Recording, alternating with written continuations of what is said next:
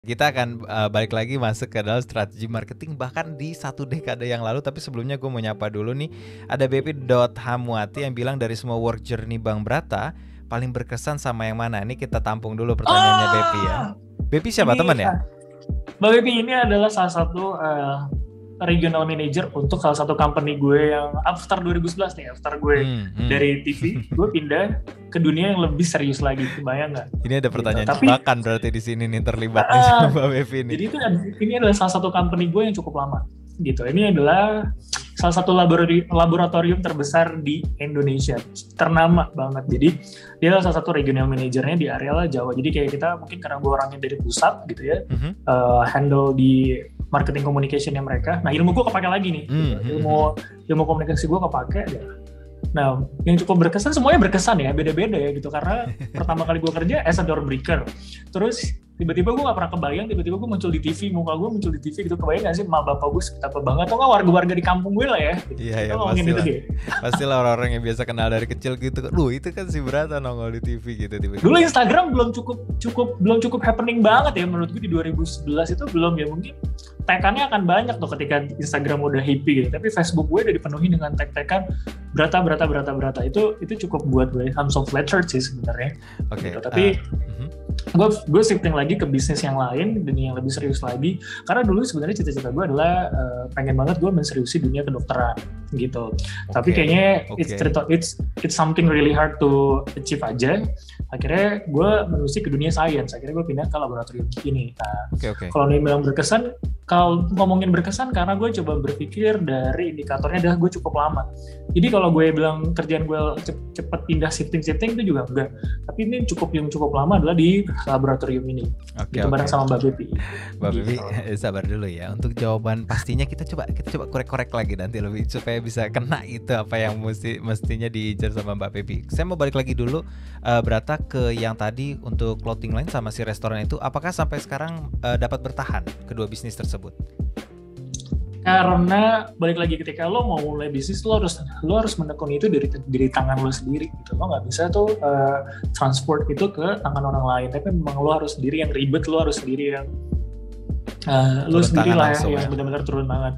Ketika QC-nya nggak benar gitu ya itu juga jadi problem sebenarnya kan gitu. Ketika lo misalkan kayak restoran, ketika balik lagi kesalahan gue adalah demanding sama satu orang. Misalkan ketika gue demandingin sama satu chef gitu ya. Ketika chefnya ganti itu rasa akan beda gitu. Oh, oke. Gitu. So are you saying that both of your business at the time sudah pensiun?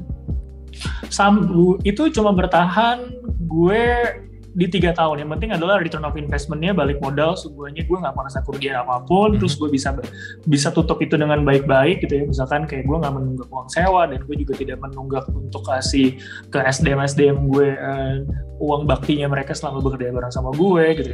Terus barang nggak numpuk juga gitu. Jadi kayak nggak ada barang yang sisa karena gimana-gimana, intinya semua berakhir dengan baik-baik gitu. Oke, jadi teman-teman ini perlu di-highlight lagi ya, kalau ternyata untuk kita, bahwa apapun posisi kita sekarang, anak kuliah kah, belum punya pekerjaan, atau sebagai seorang karyawan, mindset untuk kita membuka usaha itu bisa muncul kapan aja. Dan ideas itu penting banget untuk dijalanin langsung ya Bang, dicoba dulu dengan mungkin penilaian atau planning yang struktural juga ya. Benar. Oke, saat itu lu berarti 2011 ya, itu masih bahkan belum sampai usia 25 berarti, if I'm not mistaken ya. Belum, karena gue dari 2009 gue masih 20-an kok. Menyusun keberanian dan rencana lu untuk yes, gue akan lakuin ini, gue akan coba, itu dari mana? Tahu-tahu lu bisa nyusun gitu? Apakah karena lu tahu tadi networking lu oke, atau financial lu udah ready? Karena kan kita nggak mau juga, kita yang encourage teman-teman untuk buka usaha gitu, mereka tiba-tiba nekat aja gitu kan. Karena gue juga punya tuh teman-teman yang nekat gitu, ada yang berhasil, ada yang jatuh. To be honest, kalau tanya gitu ya, itu berawal dari rasa kepercayaan diri lu aja untuk bikin bisnis. Tapi ya balik lagi, lo nggak boleh melupakan kalau lo mau bisnis, lo harus research dulu gitu ya, kebutuhan pasarnya udah oke atau belum, terus target marketnya mau kayak gimana. Paling ini adalah semua sih talking about research gitu ya. Ketika lo udah punya fondasi yang kuat untuk melakukan bisnis itu, kayak semua researchnya udah oke gitu ya, target market lo udah tahu mau ngapain gitu ya, terus lo mau starting dengan modal yang berapa biar nanti nggak overhead cost ataupun gimana gitu ya, udah jalan aja. Yang penting tuh udah yakin banget dari 10 poin untuk menjadi seorang pebisnis ataupun untuk bisa mensukseskan bisnis lo, at least lo punya 7 poin itu deh gitu. Yang 3 poin mungkin ngomongin modal, ngomongin ketakutan lo nggak sukses atau apa gitu ya, ngomongin sifatnya kayak gitu-gitu udah batalin aja. Yang penting 7 poin dari 10, 7 poinnya at least lu punya gitu. Oke, ada salam juga nih dari Zul Milagros. Sukses terus Bang Berat. Nah, ini juga pebisnis tuh salah satu teman gue, dia lawyer tapi dia juga masih ngejalanin bisnis di luar dari bisnisnya, dia si Milagros, dan kita sama-sama jual bisnis ayam saat ini. Nah, sama dia. Oke. Zul Milagros berarti boleh banget nih kalau mau DM UMKMologi join ntar besok minggu depan kita atau minggu depan lagi kita yang ngobrol bareng ya Zul Milagros ya. Bisnis ayam ya? Belum ada nih kita ngobrolan soal bisnis ayam nih di UMKMologi.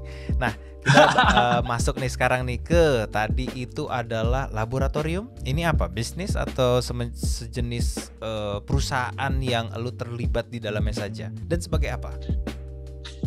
Awalnya di sini tuh gue benar-benar terjun payung. Jadi kalau lo ngomongin tentang jajaran, misalkan kalau lo di posisinya udah di sini, tiba-tiba lo harus turun gitu ya. Menurut gue adalah sesuatu yang ya it's gonna be okay walaupun lo nggak harus di posisi yang ini gitu ya. At least tuh kalau namanya ilmu lo tuh memang lo mau nggak mau kalau dapetin ilmu ya lo nggak bisa tuh ngambil ilmu gini tuh akhirnya lo mau mangkas ilmu lo yang ada di sini.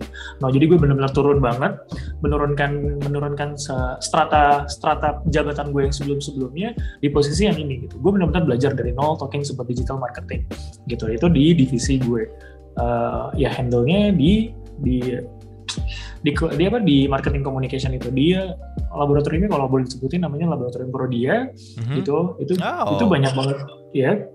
Sering loh, termasuk yang sering dikunjungin sama gue sebenarnya untuk check up sesuatu sih. Benar itu seru banget. Dari gue nggak ngerti tentang macam hal, terus akhirnya kayak ini semua ilmu masuk ke gue, jadi tiba-tiba gue jadi scientific person banget gitu. Oke.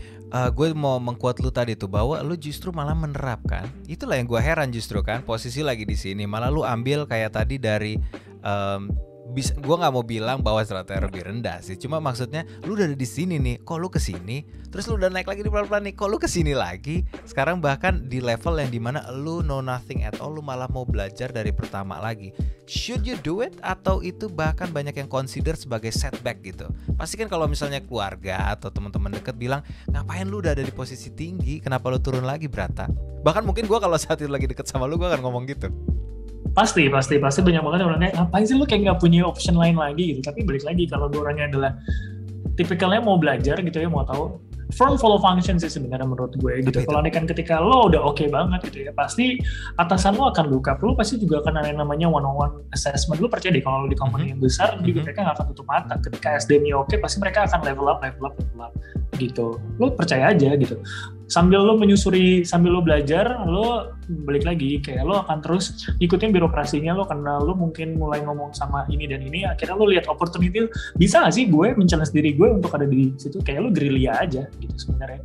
Itu nggak ada yang salah kan gitu. Selagi lo nggak jadi orang yang menjilat gitu ya untuk atasan lo, that's really okay. Tapi ini ketika lo bisa perform quality lo dan lo bisa nanya, gue bisa nggak ya di challenge untuk di posisi yang ini gitu ya.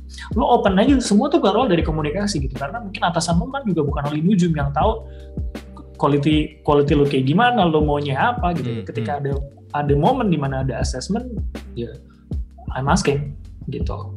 Oke. Jadi sangat-sangat nggak apa-apa ya teman-teman ya untuk memilih karir kita tuh berdasarkan juga dengan pemikiran kita sendiri. Nggak harus melihat ada input-input sosial yang kita masukkan ke dalam pemikiran atau pertimbangan kita, meskipun kritik dan saran sih bagus untuk didengarkan. Benar. Tapi in the end decision making it's on your hand ya. Benar, tapi karena gue juga berpikir gitu, ya kenapa ya gue mau kayak gitu, tapi ketika gue yakin, enggak kok, gue pasti akan menemukan cara supaya gue bisa biarin gue perform dulu di perusahaan lo. Ketika lo nggak bisa melihat nilai gue ataupun quality gue, ya udah, gue akan sambil mencari opportunity lain yang menurut gue that's really okay buat gue gitu. Karena ya udah buat apa juga gitu.